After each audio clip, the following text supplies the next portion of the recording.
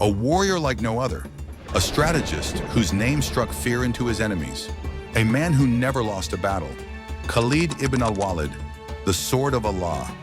From the scorching deserts of Arabia to the mighty empires of Persia and Byzantium, Khalid's name became legendary. How did he rise to greatness? How did he lead an army that shattered some of the strongest forces of his time? And why, despite his victories, did he leave the battlefield behind? This is the story of Khalid ibn Al-Walid, the undefeated Arab general.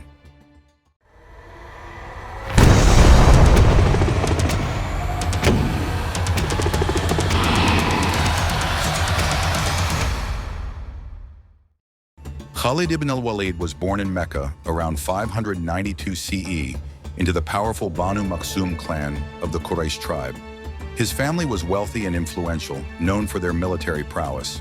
Trained from a young age in the arts of war, Khalid mastered horseback riding, swordsmanship, and battlefield tactics.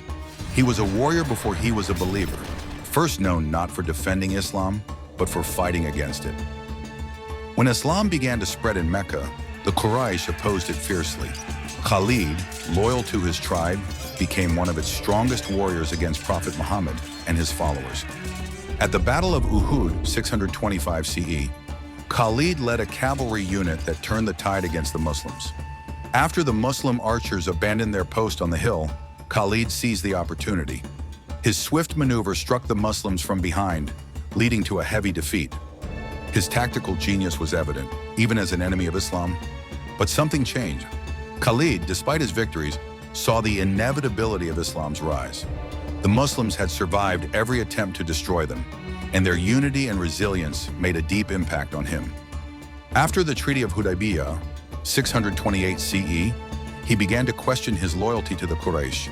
His brother had already accepted Islam, and after careful thought, Khalid realized that the faith he had once fought against was now the truth he could no longer deny. In 629 CE, he traveled to Medina with Amr ibn al-As and Uthman ibn Talha, where he accepted Islam. The Prophet Muhammad welcomed him with open arms and gave him the title Saifullah, the sword of Allah. Now the greatest warrior of the Quraysh would fight for Islam, not against it. Khalid's first great test came at the Battle of Mutah, 629 CE. The Muslim army of 3,000 faced a staggering 200,000 Byzantine and Arab troops. The odds were impossible. The battle was intense. The Muslim commanders Zayd ibn Haritha, Jafar ibn Abi Talib, and Abdullah ibn Rawaha were all martyred. With morale at risk of collapse, Khalid took command. He fought fiercely, using hit-and-run tactics and strategic retreats to confuse the enemy. Realizing the battle was unwinnable, he executed a brilliant withdrawal. Using tactical deception, rotating banners, shifting formations, he tricked the Byzantines into believing reinforcements had arrived. The Muslims safely withdrew with minimal losses. Khalid had saved the army from annihilation. The Prophet later praised his leadership, and his legend grew. After the Prophet Muhammad's passing in 632 CE, Arabia fell into chaos. Many tribes rebelled, rejecting the rule of Islam. The new caliph, Abu Bakr, sent Khalid to restore order. These campaigns, known as the Ridda Wars, were brutal. Khalid led lightning-fast attacks, crushing the false prophet Musaylima at the Battle of Yamama. With his unmatched strategy and ferocity, he reunited Arabia under Islamic rule. Khalid's victories in Arabia were only the beginning. The mighty Persian and Byzantine empires now stood in the path of Islam. Battle of Chains, 633 CE. Khalid crushed a massive Persian force, shattering their confidence. Battle of Walaja, 633 CE. Using a double envelopment tactic, like Hannibal at Cannae, he annihilated the Persian army.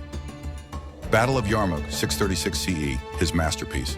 Facing the Byzantines, Khalid led an outnumbered Muslim army to a historic victory, securing Muslim dominance in Syria. With every battle, his reputation as an undefeated general grew.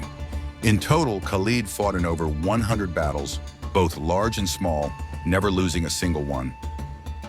Khalid's career spanned the rule of two caliphs, one Abu Bakr, 632 to 634 CE, trusted Khalid completely, sent him to lead the Ridda Wars and the Persian conquests, praised his unmatched military brilliance.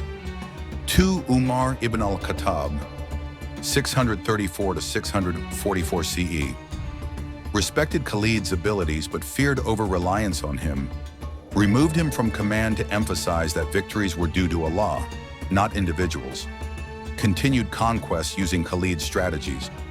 Despite his unmatched success, politics caught up with him. The new caliph, Umar ibn al-Khattab, removed Khalid from command, not because of failure, but to prevent people from glorifying him over divine power. Khalid, the undefeated warrior, accepted this without rebellion. He lived quietly until his passing in 642 CE. His body bore the scars of over 100 battles, yet he died in bed, not on the battlefield. His last words?